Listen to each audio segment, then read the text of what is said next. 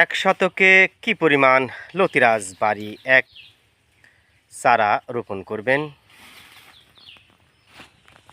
প্রিয় দর্শক, আপনারা চাইলে দু নিয়মে লতিরাজ বাড়ি এক চাষ করতে পারেন এ সময়ে।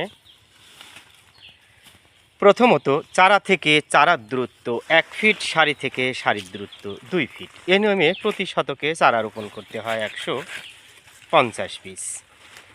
পক্ষান্তরে চারা থেকে চারার দূরত্ব 1 হাত, সারি থেকে সারির দূরত্ব 1.5 হাত। এ নিয়মে প্রতি শতকে চারা রোপণ করতে হয় 130 পিস।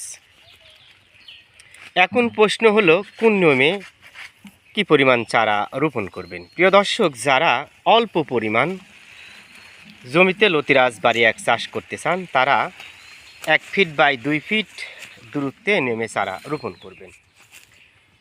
আর যারা বেশি করে চাষ করতে চান 1 হাত বাই 1.5 হাত এই নিয়মে চারা রোপণ করবেন। কথায় আছে, যত গুড় তত মিষ্টি। আপনি যদি চারা 1 ফিট বাই 2 ফিট এই নিয়মে রোপণ করেন, চারা বেশি লাগবে, লতির পরিমাণও বেশি পাবেন।